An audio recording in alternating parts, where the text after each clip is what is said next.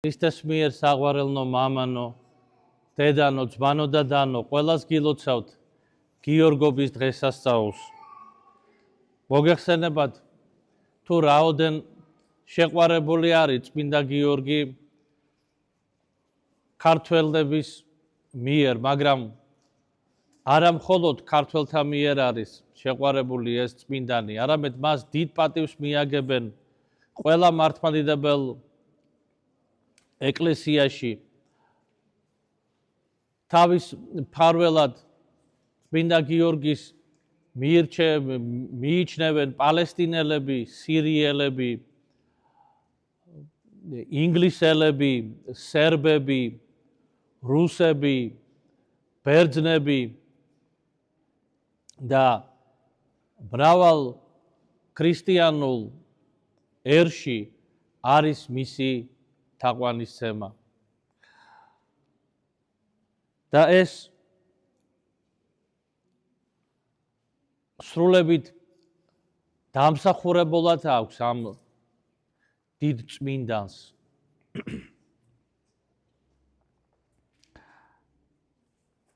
აი დღეს ჩვენ წავეკითხეთ წმინდა წერილის შემდეგი სიტყვები, მაცხოვარი ეუბნება თავის მოწაფეებს.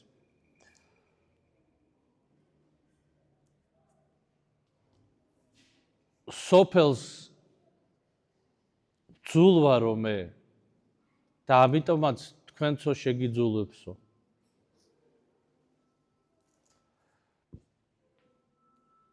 და ეს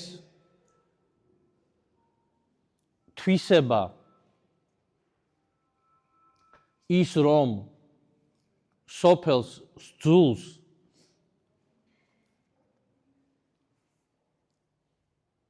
ქრისტიანი ადამიანი სულისკვეთებით ქრისტიანი და არ გულისხმობ ვისაც მხოლოდ სახელი გააჩნია ქრისტიანისა ან ნათლობით არის ქრისტიანი. მთელი სულისკვეთებით ვინც არის ქრისტიანი ის სამწუხაროდ მოდის გარკვეულ დაპირისპირებაში ამ წუთის სოფელთან. და რატომ? ისევ წმინდა წერილში ხედავთ ამის მაგალითს. როდესაც მაცხოვარი 40 დღეს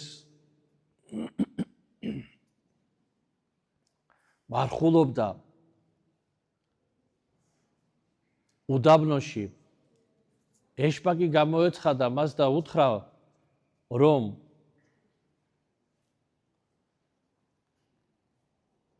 შეემშია მაცხოვარს და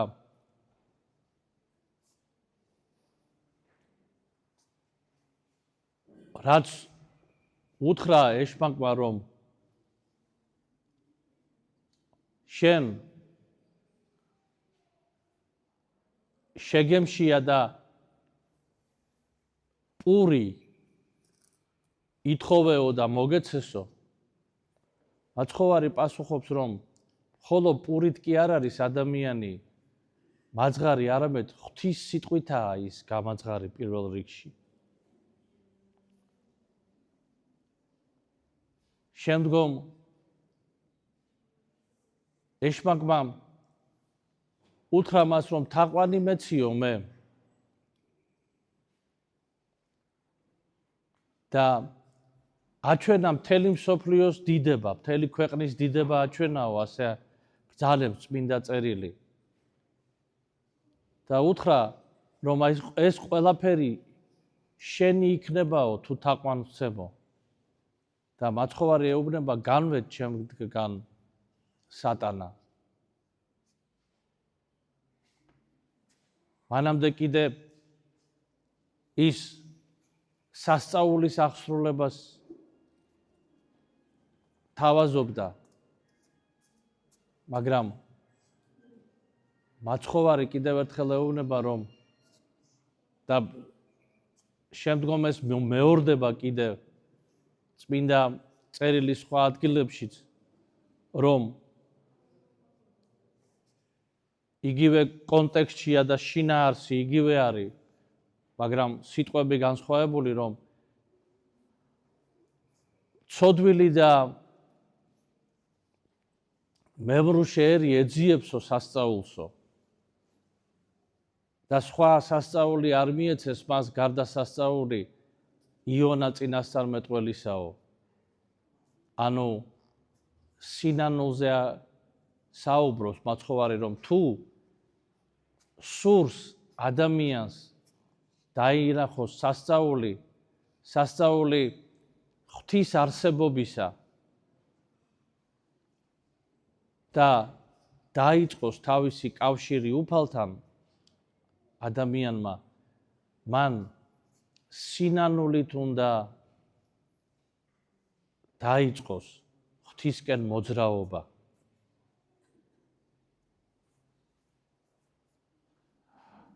და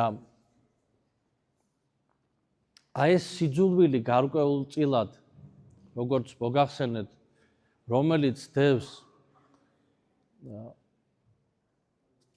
სოფელსა და ქრისტიანულ სულისკვეთებას შორის, ეს ყველა დროს იყო ძვირფასო ძმანო და დანო. ეს იყო პირველი საუკუნიდანვე, როდესაც მოციქულები გავიდნენ ქადაგებად, მათთან მიდიოდნენ ადამიანები, რომლებიც აღფრთოვანებულები იყვნენ მათი სასწაულით, სულიწმინდის ნიჭების მოქმედებით, მაგრამ მიდიოდნენ და ეუბნებოდნენ, რომ ფულს მოგცემთ თქვენ და ჩვენც რომ მოგვეცეს ეს ძალები, რომელიც თქვენ გაგაჩნიათო.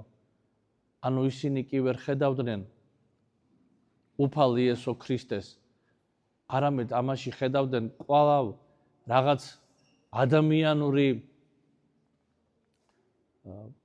დიდების მოპოვების საშუალებას, თავიანთი მატერიალური ყოფის გაუმჯობესების საშუალებას. და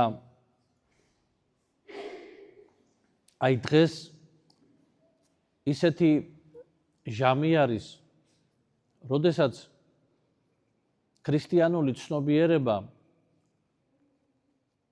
მარტო შეიძლება ითქვას დარჩენილია იმ ადამიანებში, ვინც არის ეკლესიის წევრი. ეკლესიის გარეთ ამ ცნობიერებას ჩვენ ვერ შევხვდებით. თუმცა დღევანდელი მინდა გითხრათ ბევრი, ასე ვთქვათ,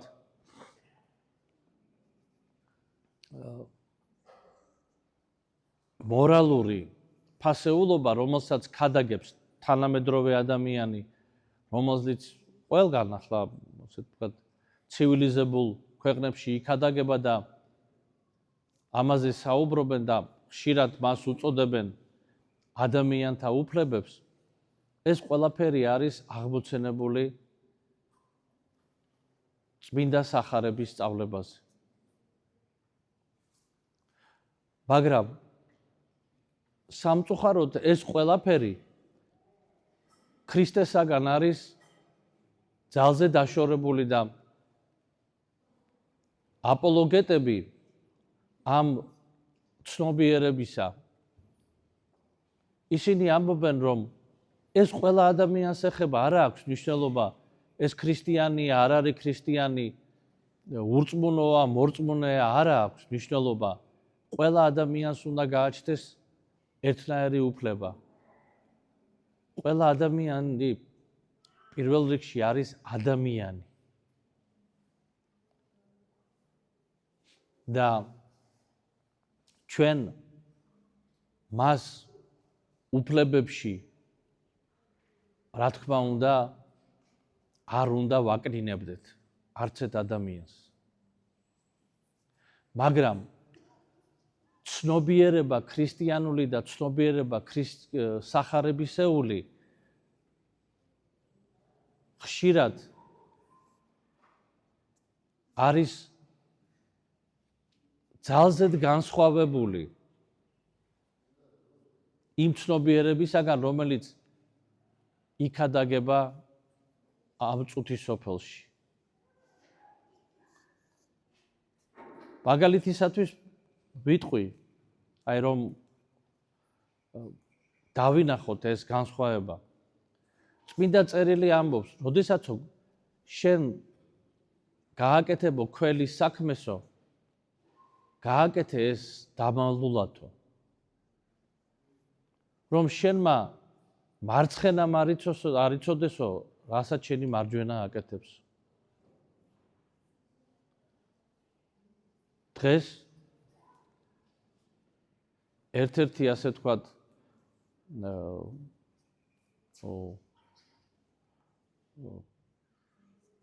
მიღებული წესი არის, რომ რაღაცა ქველმოქმედება თუ ხდება, ან ვინმე რამეს თუ აკეთებს, ამას არათუ რომ აუწყებენ ადამიანებს, შეიძლება ახლა ვიღაცამ გააკეთებული გააკეთოს კარგი საქმე და მეც კიდევაც თქვა, რომ ამ ადამიანმა გააკეთა ასეთი კარგი საქმე და ჩვენ მადლობელი ვართ ამისთვის. მაგრამ როდესაც მე ჩემს გაკეთებულ საქმეზე ვიწყებ საუბარს და მე ამას კიდე რეკლამირებას უკეთებ სხვადასხვა საშუალებებით, მაშინ ეს საერთოდ მოწყვეტილია სახარებისეულ სულისკვეთებას.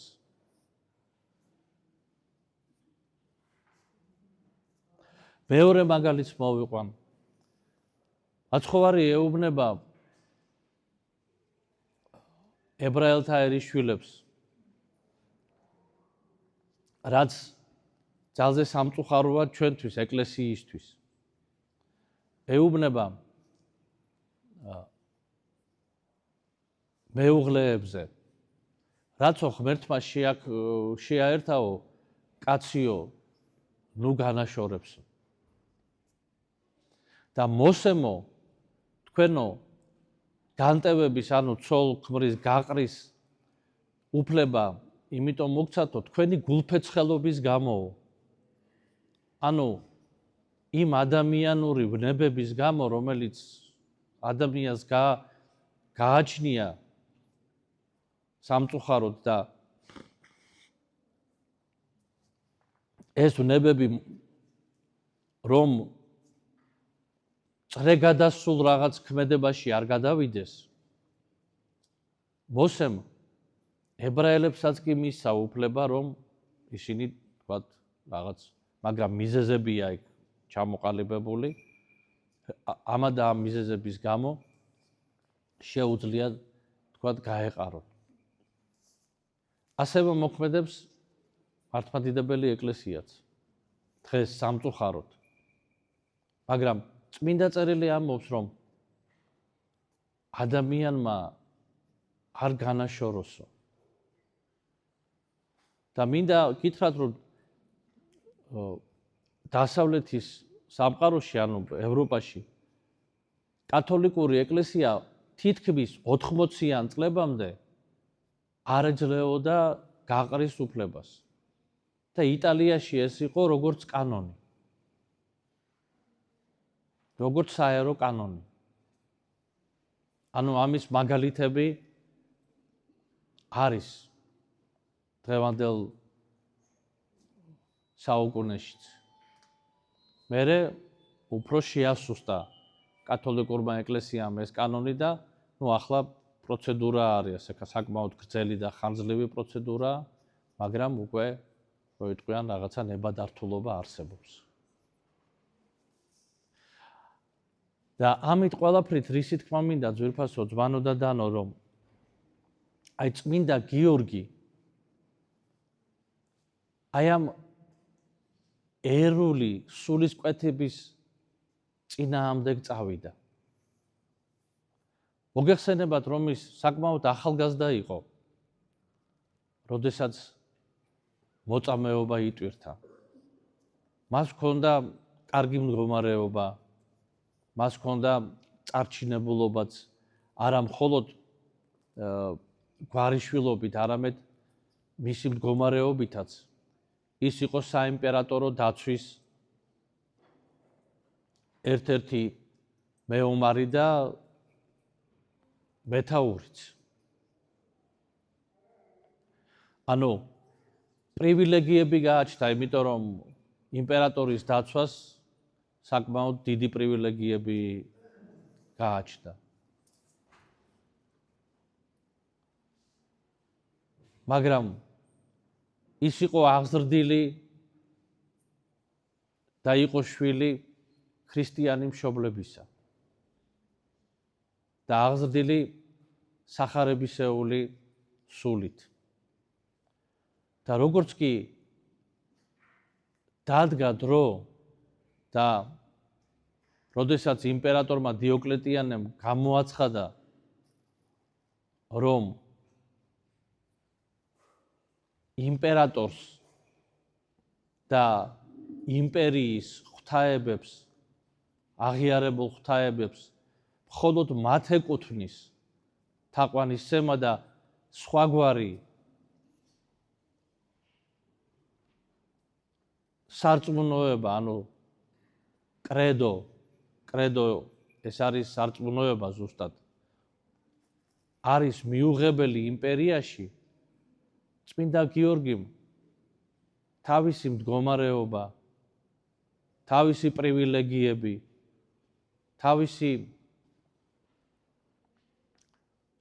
წარჩინებულობა ეს ყველაფერი დატოვა და გულწრფელად აღიარა, რომ ის არის ქრისტიანი.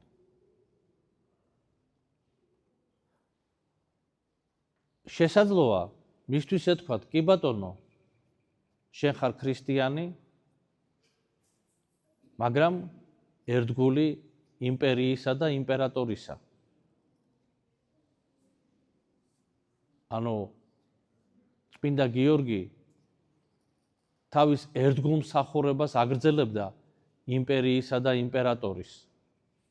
მას სარწმუნოება მოღალატეს კი არ ხდიდა. ის იყო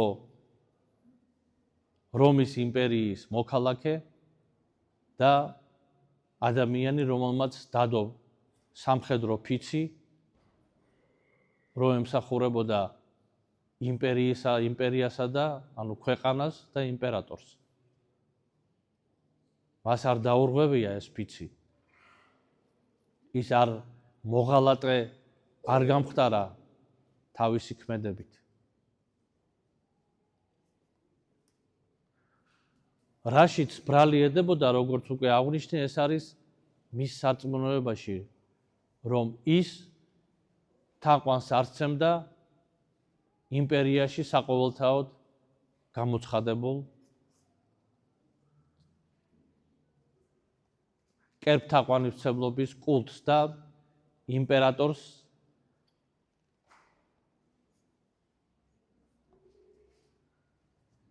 არ ეთაყვანებოდა როგორც, ესე ვთქვათ, კულტის ნაწილს.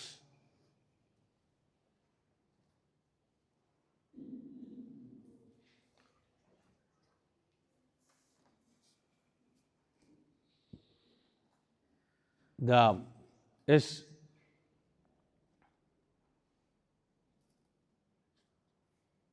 გახსოვთ ახალგაზრდებს ეს არ ემახსოვრებათ, მაგრამ ვისაც უფრო მეტი წლოვანება გაგვაჩნია, ძალიან კარგად გვახსოვს კომუნისტური პარტიის ერთ-ერთი ლოზუნგი, რომ კომუნისტური პარტია არის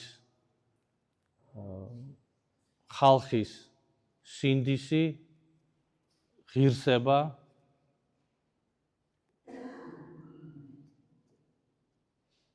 და იმ დროს რო გეთქვა ეს ამას არ ვეთანხმები, იმიტომ რომ შეუძლებელია რომ კომუნისტური პარტია იყოს სინდისი და ღირსება და იქ სამი გონება ღირსება და სინდისი ხალხისაო, ასეთი იყო ლოზუნგი, რუსულად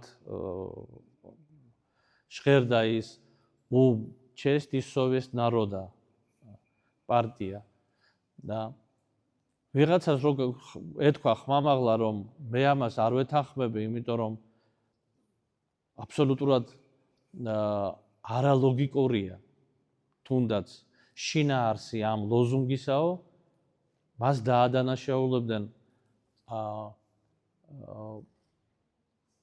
ანტი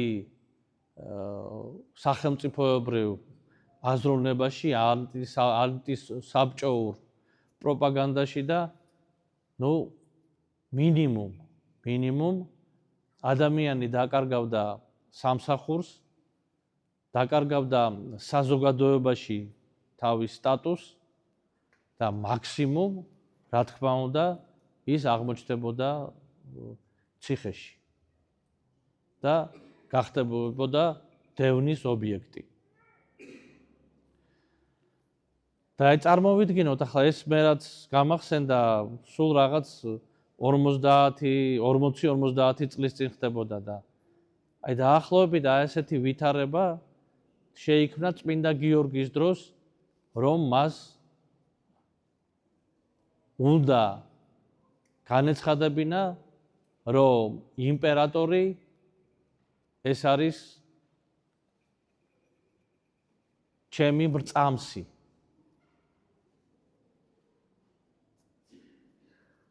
ის ვინც მე მანიჭებს სულის ცხოვნებასა და უკვდავებას. და რა თქმა უნდა, წმინდა გიორგი ამას ვერ დაეთანხმებოდა. ვერ დაეთანხმებოდა ამას. და ის დროც არ იყო, რომ ჩუმად ყოფილიყო, იმიტომ რომ იმპერატორის დაცვის წევრებს, რა თქმა უნდა, უკვე აუცილებელი წესით მოსთხოვდნენ რიტუალის აღსრულებას, ის რომ შეეწირათ მსხვერპლი კერპებისათვის. ახლა როგორ იქნებოდა იქ, შეიძლება ძღვენი უნდა მიეტანათ, შეიძლება რაღაცა ლოცვის სახვით რაღაცა ტექსტი უნდა წაეკითხათ, შეიძლება თვითონ იმ რიტუალში მონაწილეობა მიეღოთ და ასე შემდეგ. და როდესაც ეს რეალურად წმინდა გიორგის მოსთხოვეს, მან ამაზე უარი განაცხადა და თქვა, რომ ის არის ქრისტიანი და ამიტომაც ამას ვერ გააკეთებს. და უკვე აი ამას მოყვა ყველანაირი სასჯელი და ასე ვთქვათ სანქცია.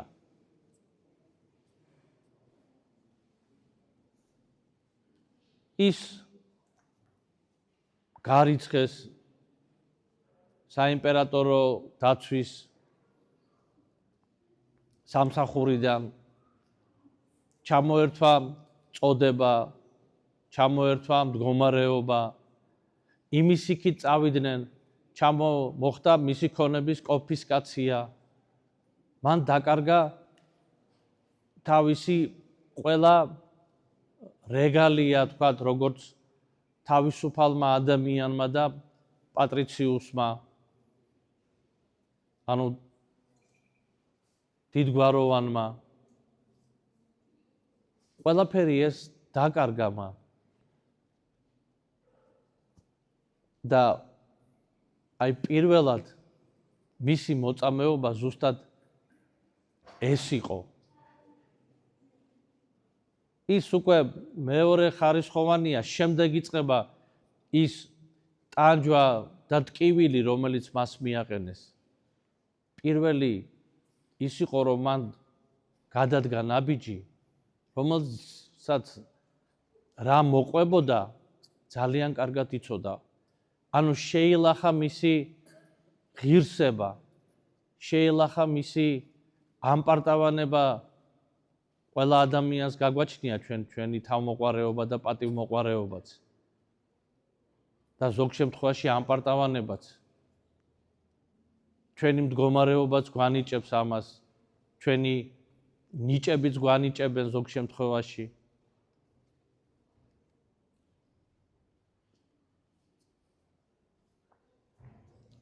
ეს ყველაფერი დათმობა და ამაში მოსჩანს მისი ზუსტად ქრისტიანული სულისკვეთება, ეს თავდაბალი ადამიანია. თავდაბალი ადამიანი არის. და გულწრფელი ადამიანია, ის არ იმალება. ის ამბობს და როცა ამბობს, მზად არის ამისი შედეგი მიიღოს.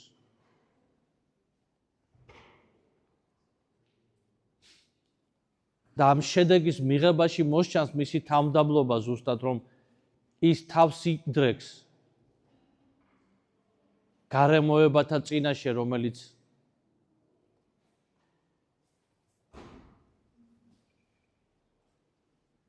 მოსალოდნელია. და ამას აკეთებს დაფიქრებულად და გამიზნულად. სხვა არის, როდესაც შენ ისეთ ვითარებაში ჩაგაგდებენ, როდესაც გინდა თუ არ გინდა, მაინც დაგამდაბლებენ, რო იტყვია. ეს სხვა არის, მაგრამ როდესაც შენ დგამ ამ ნაბიჯს და იცი რა მოყვება ამას, ეს ნიშანია სულიერების და ღირსებების ქონის. და მერე უკვე დანარჩენი ამას, რაც მოყვა, ის ტანჯვა, წამება და რამაც უკვე ფიზიკურმა ტკივილმა წმინდა გიორგი ვერ გატეხა და ვერ გატეხა, იმიტომ რომ მან ქრისტეს გულისათვის ყოველივე უარყო და ქრისტე გახდა მისი შემწე და გამაძლიერებელი და ფიზიკურადაც ასე გამოჩნდა, რომ როდესაც წამების შემდგომ უკვე თითქმის უსულო და გონება დაკარგული ეგდო ძირს დიდმოწამე გიორგი ხმა ისმა ზეციდან, გიორგი, მე შენთან ვარ. და ეს იყო ქრისტე. და ეს სასწაული იხილეს ამ დღის წმინდანებმა, რომელიც იხსენიება მასთან ერთად და რომლებიც ასევე იყვნენ დაცვი სამხედროები, ანატოლი და პროტოლეონი. ეს იხილა დიოკლეტიანეს მეუღლემაც, ალექსანდრამაც, დედოფალმა. და ისინიც წმინდა გიორგისთან თანამოწამენი გახდნენ.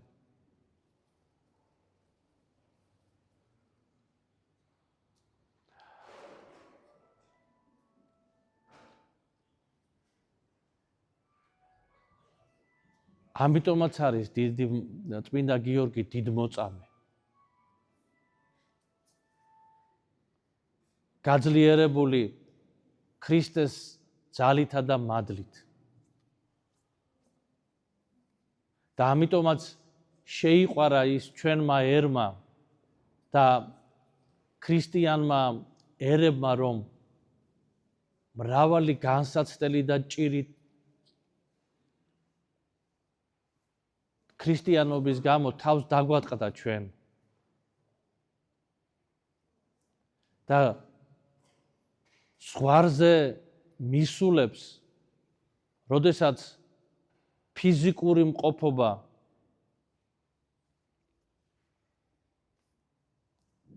კითხვის ნიშნის ქვეშ იყო, მაშინ ერს ღვთის ძალა აძლიერებდა, ანუგეშებდა და აძლევდა მხნეობას, რომ ერთგული დარჩენილიყო ქრისტესი, ერთგული დარჩენილიყო ერისა და მამულისა.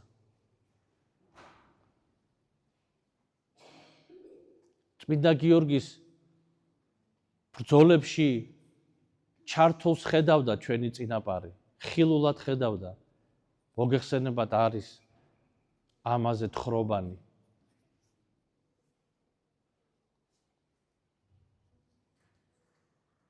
ჩვენს ისტორიულ წყაროებში. და ეს სიყვარული სრულებით ბუნებრივია ძვირფასო ძმანო და დანო, იმიტომ რომ ამ მაგალითში იყო ჩვენი ერის შთაგონების წყარო. როგორც ქრისტეს მიბაძვისა. იმიტომ რომ წმინდა გიორგი მაგალითის მომცემია, მაგრამ განმაძლიერებელი და გამმარჯვებელი ბოროტებაზე არის ქრისტე და მისი ცხომსყოფელი ძალა.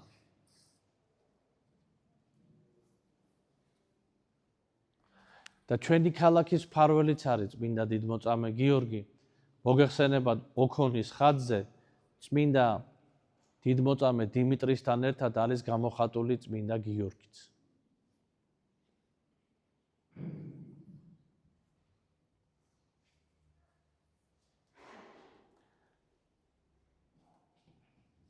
გილოცავთ ამ დღესასწაულს ძვირფასო ძმანო და დანო, წმინდა დიდმოწამე გიორგი ყოფილიყოს მფარველი და წინამძღვარი ჩვენი ერისა. ამინ. ქრისტე აღსდგა.